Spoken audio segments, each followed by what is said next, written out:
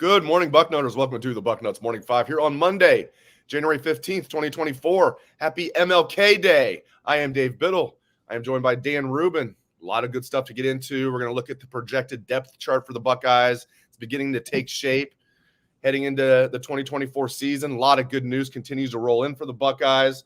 We're going to look at maybe some staff arrivals for the Buckeyes, and Dan's going to give you his dream coaching staff for the Buckeyes, and we're going to get into even more Ohio State football. Before we do that, I want to let you know about our newest sponsor, Joy Mode, and a great deal you guys can get. I think I speak for most men when I say we want to be our best in the bedroom. The issue is that over-the-counter pills that say they can help in that department contain unregulated chemicals, suggest unsafe doses, and include the risk of several other health problems. That's why we partnered with our friends over at Joy Mode. Whether you're looking to spice up your intimate moments or increase your confidence in the bedroom, Joy Mode makes all natural and science-backed supplements dedicated to helping men perform better across their core functions. Redefine your intimacy and go to Joy Mode. Redefine your intimacy and go to usejoymode.com for 20% off and free shipping with the code Bucknuts. That's 20% off and free shipping with code Bucknuts at usejoymode.com, JOYMODE.com. Ingredients with integrity, Joy Mode. Here are the game changers. All ingredients have been assessed in peer-reviewed journals. All ingredients have been studied and researched in humans. Go to usejoymode.com/Bucknuts. Get 20% off and free shipping with the code Bucknuts at checkout. That's 20% off and free shipping with code Bucknuts at usejoymode.com/Bucknuts. Great sex solved naturally.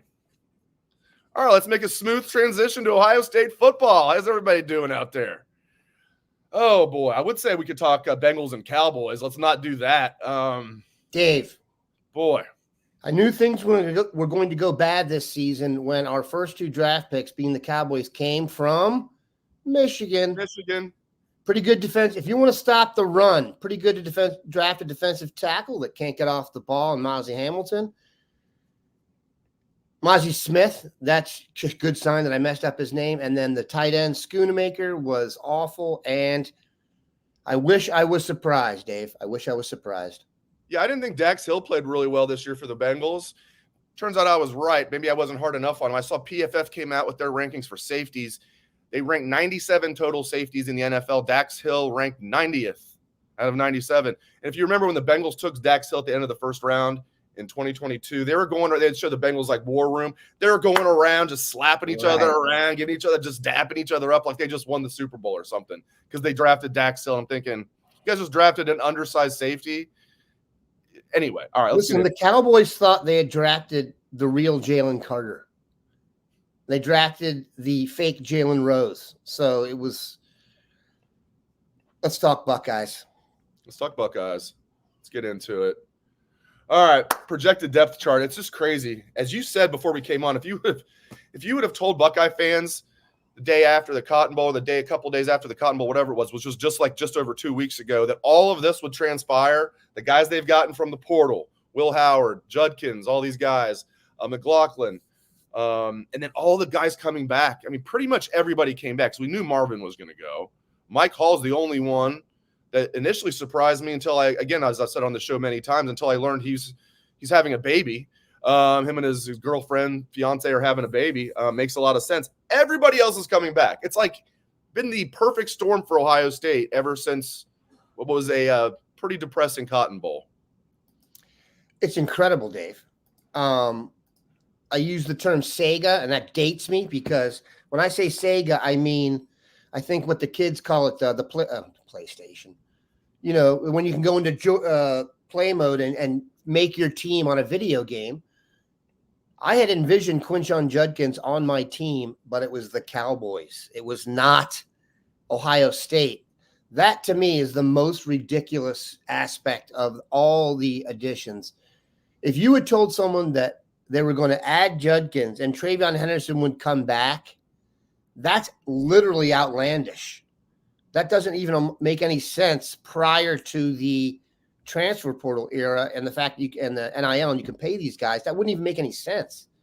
And then Will Howard, I'm higher on than probably some other people. I like the center from Alabama. I like the blocking tight end, Will Kazmarek. I had said early on they need at least someone who can go in there and handle the edge while they develop Jelani Thurman. So it's pretty incredible job they've done so far. And then you add in the fact that everyone is coming back.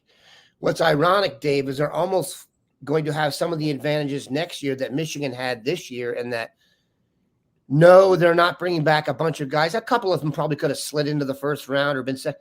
But what Michigan had was a giant depth of older pros who were just men. The added year is not, even if, for example, let's take JT for an example. Let's say he doesn't get better as a football player. He's still going to get another year in the weight room of growth as a young 20-year-old something kid who's going to be stronger. I thought the difference in Michigan's team was their depth of men along the interior and the length of the defensive line. They just never got tired up there. They rotated and were just so deep with not necessarily first-round draft picks. Now, they do have some really good guys in the middle, but if you look at Ohio State now, they're just so deep with adults that the chances for newer guys to succeed, your Will Howards, et cetera, I think go up tremendously. I've had a lot of people ask about is an offensive coordinator on the way. We will get to that. We are going to get to that. But I was jotting down this was fun. Before the show, I was just jotting down the projected depth chart. I just did the starters, but for a lot of positions, I wrote, like, for example, at running back, Trey/Judkins. So I did throw, like, to a lot of times 2 players on there. But look at this. I mean, quarterback, obviously Will Howard. Running back, TreVeyon Henderson, Quinshawn Judkins. Wide receiver, Emeka Egbuka, Carnell Tate, Brandon Ennis, and Jeremiah Smith. I have him in there. And then you look at the depth also is good. It didn't look like it was going to be good, but Ballard is going to be probably the 5th guy. Bryson Rogers is now coming back after, testing the waters. Mylan Graham coming in. They still have Kojo. Don't sleep on Graham. And what's that? Don't sleep on Graham. Definitely don't. Yeah, I mean, if it wasn't for Jeremiah Smith, he'd be the crown jewel. He's a 5-star himself, Mylan Graham. So the depth is deep. They got Keon Grays and Kojo Antwi just in case as well. Tight end, you mentioned. I like Will Kazmarek. I think that was a good get. Jelani Thurman's on the rise. G. Scott's coming back. Some good things at tight end there. You got Bennett Christian coming back. All right, let's look at the offensive line. Left tackle, presuming Josh Simmons doesn't move to right tackle if they get somebody from the portal, but Simmons at left tackle. Donovan Jackson's at left guard. Center, Seth McLaughlin. We'll see what happens with Carson Hinsman. Hopefully Carson sticks around. Right guard, compete at center, compete at guard. And then he still has 2 years left after these, 3 years left, including this one. Josh Fryer at right guard, competing with Tegra. And I have in the right tackle, Dan, I have Portal, ! And then / Luke Montgomery. So I think Luke could get the job done if need be at right tackle. But I want to see, that's kind of like my one more thing I want to see that needs to happen. Well, player-wise, roster-wise, not coaching-wise. I do need to see some things on the coaching. But, like, as far as the roster, you give me one good tackle. I know it's hard. Give me one good tackle in the portal. Oh, boy. I'll get to defense in a moment. But your thoughts on my projected depth chart there? Anything you'd like to add? As you were going through that, they may have the best. I have not thought about this yet. So if I'm being hyperbolic, shocker, it's Bucknuts. They may have the best senior wide receiver, the best sophomore wide receiver, and best freshman wide receiver in the country. That's Seriously? Very possible. Yes. I was just thinking about that. That's unbelievable. The receiver room is unheard of, literally, because the one thing you may have said had all the guys left who you thought might leave was that, you'd probably want one guy in the room who's been there before and done that and stuff, a veteran type. The idea that that's going to be Emeka Egbuka, he's also going to be the best receiver on the team. And I don't know if you've ever met this. Emeka is the kind of guy you want to marry your daughter. You know what I mean? Emeka is one of those guys when you talk to, he's such the total package that you start losing your self-confidence the more the conversation goes on. And you're like, how is this guy so mature for his age? So the idea that he's the leader of the group, then you add in the fact that you got a new quarterback coming in. So having a veteran receiver in there to kind of oversee, that knows the offense theoretically, and we'll get to that if it changes. So I can't get over how awesome that is. Now, I will say this. I go Simmons. I'm optimistic about Simmons because he improved as the season went on, and he was not here for the offseason. So my hope is, another year, no breakup of time with the coaches and the weight room and the vision. You would assume he'll be better this year. I think that's a fair assumption based on the way he played and improved. Donovan Jackson did not have a great year. He knows that. He's coming back. He is the kind of guy, if he puts it all together, as a guard and a pedigree, you're talking about a guy who could get himself into the second round. He's that good. Center, Seth McLaughlin. We all know the low-hanging fruit that's going to be discussed early about his snapping problems. The guy's a stud. By the way, when he went to high school? Beaufort in Georgia. Another thing that's good, if a guy visits and he knows the veteran there, they also know Edric Houston, pipeline time all the time. That might be the number one high school in the country for football right now. I'm not kidding. Go look it up. He took over Harry Miller, which is interesting, as their center. When Harry left for Ohio State, Seth became their starting center, I believe, for 2 years. Yeah. Okay, I tell you what, man, Georgia, it used to be like when I first started doing this professionally, there was actually a debate out there because it was like you had the big three, you had Florida, you had in whatever order Texas, California, as far as the best recruiting states. And then there was a legit debate between Ohio and Georgia for number 4. Ain't no debate anymore. And I hate to say it. I say it like I'm happy. I'm not happy. No, Ohio's, listen, the football in this state is still really, really, really good. Really good. I think we need spring football. And I think guys are underrated a lot of times. I mean, just look at, even to this day, I mean, guys from Ohio do pretty well in something called the NFL. But still, man, Georgia is just next level. It's just, they are now in the big 4, And it's Ohio and Pennsylvania battling it out for number 5. I think player for player, David, Georgia might be the best. I've talked about Gwinnett County here. That's the county north of Atlanta. Go look at the all Gwinnett County team last year in the newspaper. It literally is unbelievable. By the way, Caden McDonald, Defensive Player of the Year, came to Ohio State. But it's staggering. Urban Meyer's been quoted recently as saying you can go set up shop north of Georgia and build 2 championship teams. Okay, let's get back to the starting lineup. I'm good at center. Once you get to right guard and right tackle, to me, everything on the table. Everything. I wouldn't promise anyone a job at right guard or right tackle. I do think they need to go into the portal and get another tackle. Now, that is much easier said than done. One thing that's become clear about the portal, and this will lean to my dream scenario going forward, try and keep feeding your kids and make them offensive linemen because they are scarce. The fact that there just aren't that many good offensive linemen has been absolutely highlighted by the transfer portal. Everybody wants them. And by the way, look at the NFL. Everybody wants offensive linemen now. It's become the most scarce commodity in the league besides a franchise quarterback. So let's see. I kind of like to see Luke Montgomery at right guard personally, and then a stud right tackle. But that would be my dream scenario for that part. Yeah, and Tegra's entering his 3rd year. I mean, you got to think if he's going to be a dude, like this might be his year. We'll see what happens. Yeah, man. I mean, they're going to be stacked. There's just no doubt about it. I had fun doing this. All right, let's look at the defense. Speaking of stacked, this is incredible. All right. This is unbelievable. We all knew this, but when you sit down and write it out, it's just fun. It's just fun. All right, defensive end. Tuimoloau, defensive tackles, Tyleek and Ty Hamilton. The other defensive end, Jack Sawyer. Boom. Depth, you got it. Caden Curry and Kenyatta Jackson at defensive end. D tackle, you got Hero Canoe on the come up. He looked pretty good as a redshirt freshman to me. You mentioned Caden McDonald. I thought he was good as a true freshman. I like him as, that 3rd or 4th guy, depending on what happens with Hero. I like both those guys to round out the 2 deep. I said I wasn't going to get into backups. I can't help myself, Dan. And then even, you got Tywone Malone to add a little depth in there. You got Will Smith Jr. You got Jason Moore. Jason Moore. Exactly. All right. So linebacker is interesting. So got to think Cody Simon is a 5th-year senior. I thought he played well this past year as a 4th-year guy. I think Cody Simon's going to be a starter. Then I wonder what's going to happen from there. Gabe Powers, I've heard they like him. He's going to be a 3rd-year sophomore. CJ Hicks is who I have penciled in right now as a starter. That might be wishful thinking. Do they move Lorenzo Style? Excuse me. Not Lorenzo Styles Jr. probably should. Lorenzo Sr. was a good linebacker. That's back when I was back in my day, when I was in high school and college, was when Lorenzo Sr. was playing middle linebacker. Will they move Sonny Styles to linebacker? That'll be interesting. Oh, my gosh. The secondary, oh, man. Oh, my gosh.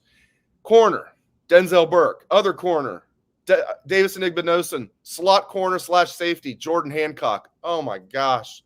Any other year, Jermaine Matthews would be penciled in as a stud starter as a sophomore. He's the number 4 corner. Unbelievable. Calvin Simpson-Hunt, number 5 corner. It's crazy. Safety, Lathan Ransom. We broke that story live on the Bucknuts Morning 5 that Friday. Not this past Friday, the Friday before that. Lathan was coming back. Great news. Safety. Right now I have Styles in there, but he might move to linebacker. I'm curious to get your thoughts on what might happen with Sonny Styles. If it's not Sonny, Malik Hartford is right there ready to get the job done. Goodness gracious. They're stacked, my man. I don't even really know what to say to it. Seriously. It's football, so let's be honest. That's not what the roster is going to look like at the end of the year because of attrition and injuries, and quality depth is really the difference between Ohio State and some of these, the real blue blood programs and the others. They're going to be really in good position. And like I said, the blend of veteran leadership on the team, Jim Knowles' defense, we talked about how much better the team was the second year in the defense. You got guys going to be in their third year in this defense. How many guys at Ohio State get to play 3 years in a defense? Think about that. That's not very common because guys are headed to the league, or when we have look at the defensive changeover we've had. That tends to be one of the spots that flips a little bit here. So,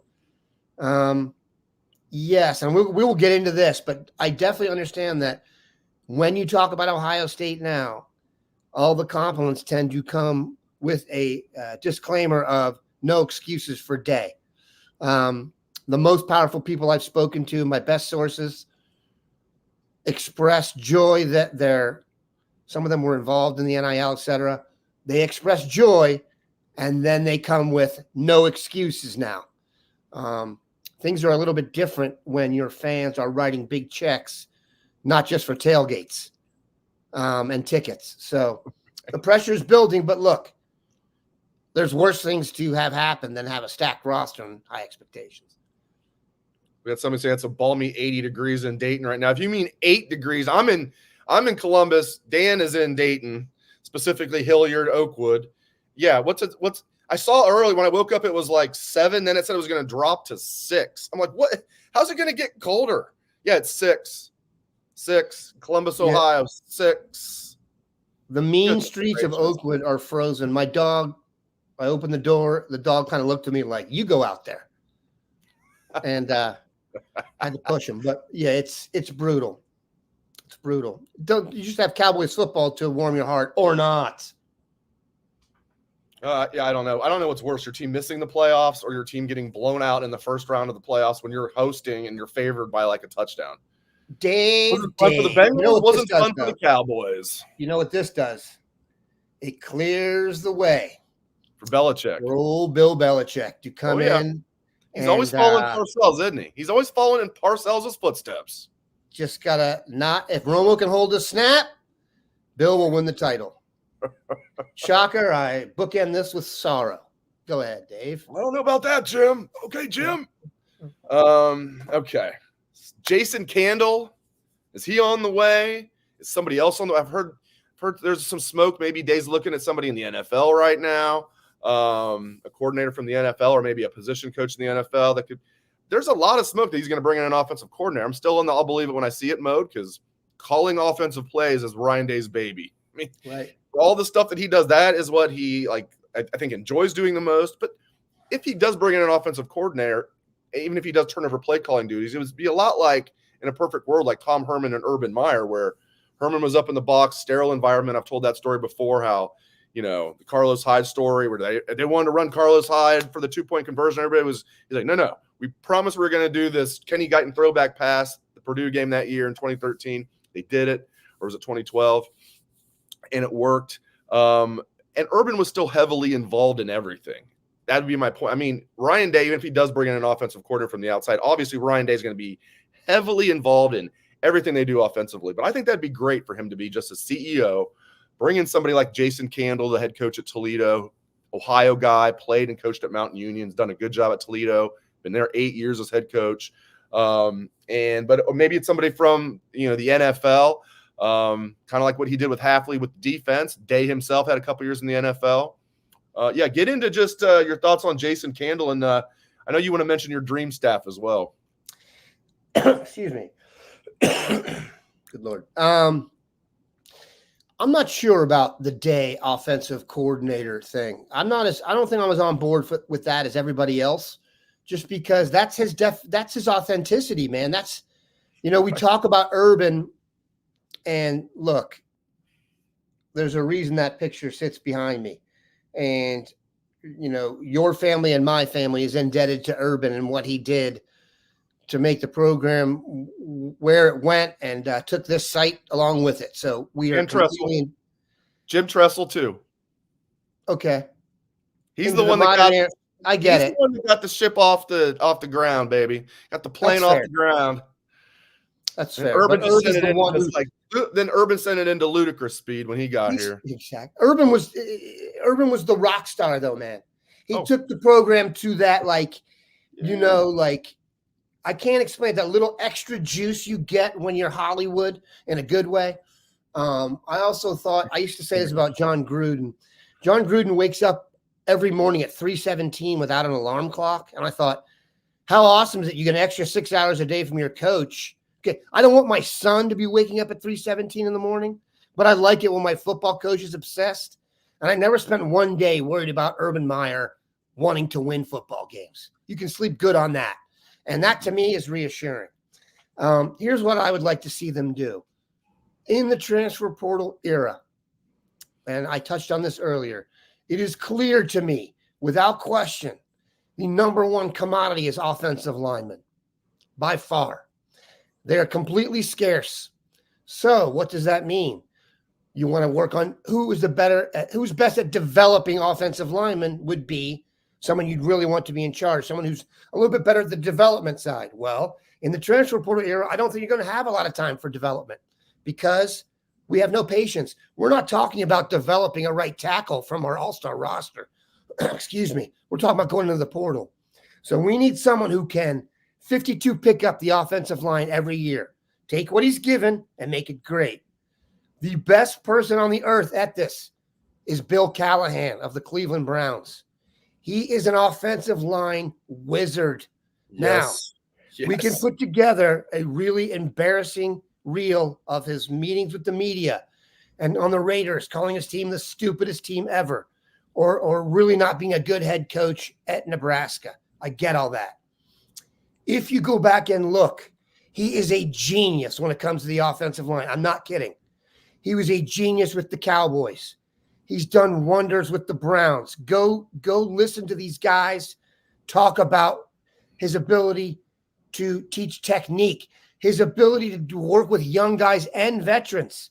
He's got that rare ability. And he has this gift of building cohesion among guys every year, even if they're different. And that is what you're dealing with.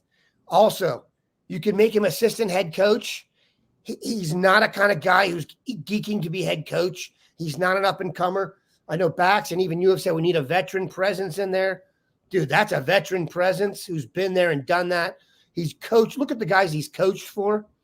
And he is a great offensive line developer. Now, Justin Frye, I would say start recruiting, or, the offensive line coach should really just be a glorified recruiter. If he's not the best one, get another one. And then Callahan can essentially run the offensive line. And then Day can just call plays and do his thing. And I think they'll be in great shape. I'm not against the idea of bringing in Callahan and Jason Candle. That makes sense to me if you think that's the way to go. But if you had an offensive line wizard who every year could take what you had when you can't develop anymore, and you may not have the depth you once had because your sixth guy now is a starter at 290 schools, right? Bill Callahan is my guy. That's my dream scenario. And then thankfully, Joe Flacco got him done early for the playoffs, and you don't have to worry about that. So that's it for me, Dave.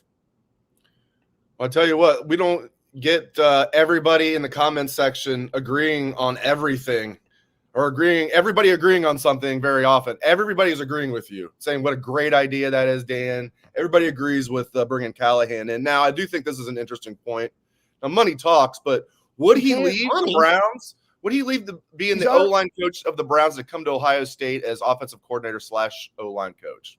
I don't know. That's a good question from X. He's already in Ohio. We can just get him an apartment in downtown. Then you have to sell his house. You're crazy if you don't think that. I like it. I like it. I just would he be willing to leave the Browns because he's got a pretty cushy job. You're the O-line coach for an NFL team. You don't have to worry about recruiting or any nonsense. I don't know. No, you don't have to. He doesn't have to recruit until he's here. That's what I said. You can create the job for him. The offensive line coach could be the recruiter. He doesn't need to do it. You create the job, and if he says, "I don't want to do this, I don't want to do that," you say, "Okay." He doesn't need to be. We have a head coach.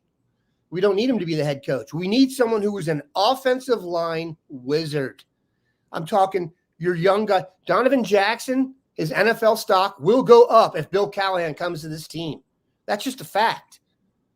So that's what I would do. It'd be great. I agree with you. I'm not going to be the dissenting voice. I agree. I think it'd be great. I think it's just, would he be willing to leave the Browns? I don't know. Maybe he would. That would be a coup d'etat if that happened. All right, last thing. So we have. Hold on a sec. Time out. I see people saying on here that Fry doesn't need to coach anymore. Then he just needs to recruit and stand there and practice and give guys motivation. Callahan will handle that. What they do behind closed doors is none of our business. He can go recruit, and if he can't recruit, now you have Callahan. Go hire the guy who's the best offensive line recruiter in the country, who maybe isn't a great coach yet. And you just go, the yin yang approach. But offensive line is going to be the key, man. Look around. It's impossible to get them. Impossible. There's only so many big dudes out there, right? It's become, when you do the transfer portal, it flattens out. Then math kicks in. It's supply and demand. There just aren't enough big dudes that can move. So even Ohio State, Alabama, Georgia, if you look, offensive line is a thing they're going to be geeked about. We talk. I don't like the vibe, but people here talk. People don't even want Jamie French. That's how geeked we've got about receiver. They're clueless. But offensive line is so scarce. The idea that this guy can take a 6 and make him an 8, you can recruit whoever you want. So, and I do think there's enough guys in the Ohio pipeline. We are lucky in that. Like Carter Lowe is in Ohio. Sam Greer is in Ohio. There are future left tackles coming like Paris Johnson. I'm not saying they're as good as Paris, but there are guys in Ohio. I mean, the Armstrong brothers. You got to get lucky within the state every once in a while for us to be great. And not lucky, but the state's productive. So this is what I would do. And you can tell I'm passionate about it and just had a bunch of coffee. So that people tell me to calm down. I won't calm down. We got Buckeye basketball at high noon today. Ohio State at Michigan. How about that? Can Chris Holtman get his team back on track? It's every January they go into this swoon, man. They gotta end this nonsense. Michigan's not very good at the basketball this year, but we'll see. I wish this game was at home, but it's not. It's at Michigan. Good sports day. We got Ohio State basketball at noon, a couple of NFL playoff games. Happy MLK Day to everybody. Dan Rubin, great stuff, my man. Hope everyone has a great rest of your day.